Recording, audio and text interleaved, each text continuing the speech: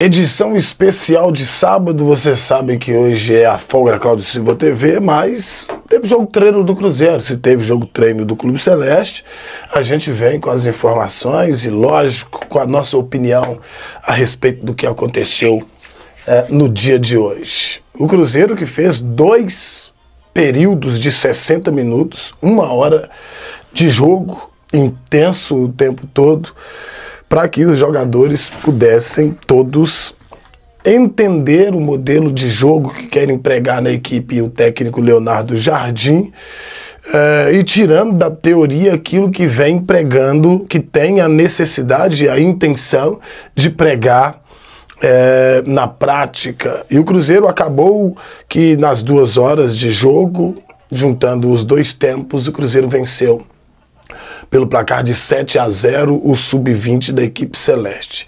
É importante falar sobre isso e salientar algumas coisas que se fazem necessárias dentro de uma equipe que projeta algo maior do que veio entregando há pouco tempo e até mesmo dentro de uma temporada que pode se tornar promissora.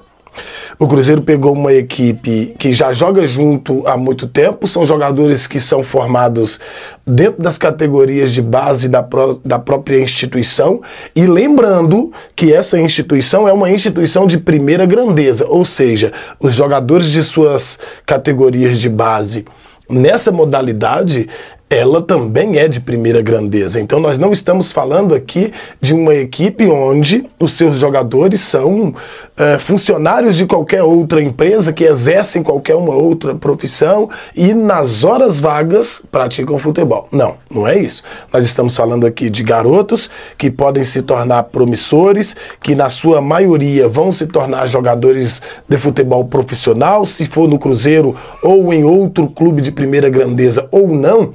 Isso aí já é outra história. O que nós sabemos é que a formação desses garotos é uma formação condizente com a formação de jogadores que entregam um futebol de alto rendimento. Então nós precisamos sim levar em consideração os pontos positivos, porque os negativos nós não vimos, então nós não poderemos falar a respeito deles. Mas os pontos positivos nós precisamos maximizar sim, óbvio, dentro de um contexto que pede e que prega a partida que foi feita hoje pelos jogadores cruzeirenses.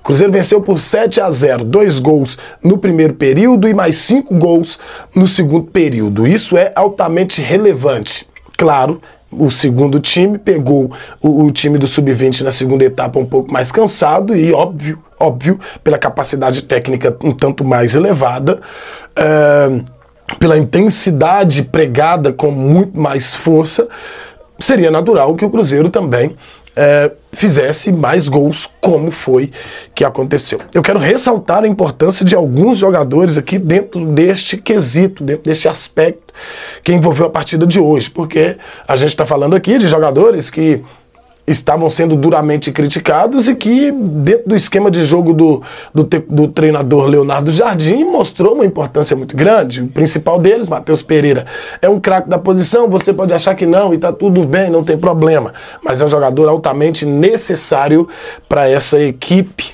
E se você for observar bem, assistindo e analisando os lances da primeira parte, em que o Cruzeiro vence por 2-0, um gol do Bolacier e o outro do próprio Matheus Pereira, você vai ver que em todas as jogadas de ataque do Cruzeiro, o Matheus Pereira era o protagonista, o camarada que ditava o ritmo, que acelerava o jogo, que fazia a coisa acontecer. Ou seja, eu acho que passou da hora de a gente deixar de lado e começar a banalizar as patifarias, porque já virou patifaria, né?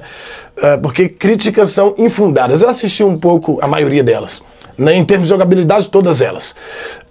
Eu assisti um pouco, agora há pouco, um vídeo que mostrava o Matheus Pereira jogando com a camisa do West Bromwich e também lá na Arábia Saudita e fazendo lances fantásticos. Lances esses que o Matheus Pereira também já fez com a camisa do Cruzeiro, com a exceção, óbvio, de cobranças de falta. Até pênalti Matheus Pereira já bateu aqui, mas perdeu.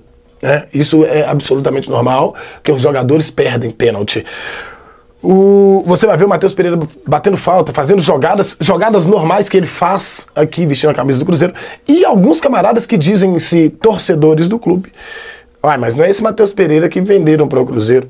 Devem ter mandado este DVD para o Cruzeiro contratar. Mas esse Matheus Pereira não veio aqui ainda. Esse é o modismo impregnado na internet hoje, no que diz respeito ao Matheus Pereira. Jogador absolutamente necessário, extremamente importante para o esquema de jogo do Leonardo Jardim funcionar. Então, passou da hora de deixar a babaquice de lado. Já virou, foi babaquice mesmo. Eu não vou mudar o termo, não. Já virou, foi babaquice, porque em termos de jogabilidade são infundadas as críticas. E pensa o que você quiser a meu respeito, tá? Da minha avaliação, porque isso aqui é minha opinião. É a minha opinião dentro daquilo que eu vejo.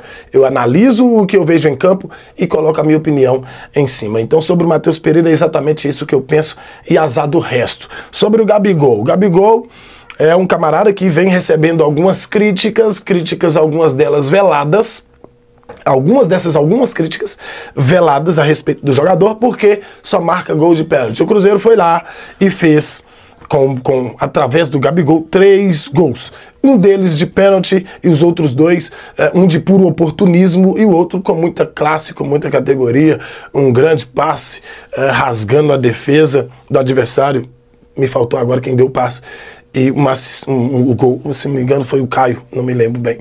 E um golaço do Gabigol, tirando do goleiro, e gol do Cruzeiro. Vai ser artilheiro vestindo a camisa do Cruzeiro, tenho dúvida nenhuma quanto a isso. E mesmo se o jogador fizesse apenas gol de pênalti, o que ele não pode é errar esses pênaltis. Cruzeiro que fez gol com o Matheus Pereira, fez gol com 3 gols com o Gabigol, fez gol com o Caio Jorge, fez gol com o William, inclusive com a assistência do volante Lucas Silva. O que eu digo sempre e que é de suma importância para um time que quer projetar alguma coisa importante, que quer alcançar números importantes na temporada. Todo time de menor expressão ou de menor capacidade técnica que ele enfrentar, ele tem por obrigação enfiar 5, 6, 7, 10, 12, fazendo menção, obviamente, daquele time de 2003, onde nós acompanhávamos o início da formatação daquela equipe e os amistosos. Era 5, 7, 12. Eu estive lá em uma goleada de 11-0 no Mineirão. Foi praticamente uma apresentação daquela equipe contra o campeão naquela oportunidade da Copa Itatiaia. 11-0 para o Cruzeiro e não pode ser diferente. Hoje, com uma equipe muito mexida, né? A gente não sabe ainda o que será a equipe do técnico Leonardo Jardim, mas a gente viu um time muito mexido ali, né? Matheus Pereira, Dudu, Matheus Henrique jogando em um time, Gabigol, Caio Jorge, né? Jogando em outro time. E isso é que é importante, para que todo mundo possa entender o que o técnico quer, o que o técnico pretende, para que no decorrer da temporada a gente tenha um time sólido, um time consistente. Quando houver mexidas, necessidade de substituições, todos que entrarem entenderem o que o técnico quer, modelo de jogo, padrão. O Cruzeiro se mostrou, nos poucos lances que vimos, um time organizado, um time padronizado. Claro, é só o começo da temporada, é só o começo da pré-temporada. Então nós veremos ainda uma evolução muito grande e o Cruzeiro vai chegar pronto. Eu já disse e repito, o Cruzeiro vai chegar pronto para disputar o Campeonato Brasileiro. E já na estreia contra o Mirassol é 4-0 para o Cruzeiro dentro do Mineirão. Cláudio, 4-0 para o Cruzeiro dentro do Mineirão na estreia contra o Mirassol, porque o Cruzeiro vai chegar pronto, vai chegar consolidado, vai chegar organizado e vai chegar principalmente com todos os jogadores com a cabeça no lugar. Agora você, torcedor, tá na hora, passou da hora de você também colocar a sua cabeça no lugar, deixar as críticas para os antes, para aqueles que não querem o bem da nossa instituição, da instituição Cruzeiro Esporte Clube, e começar a apoiar. Chega de infantilidade, chega de meninice, chega de molecagem, chega de imbecilidade.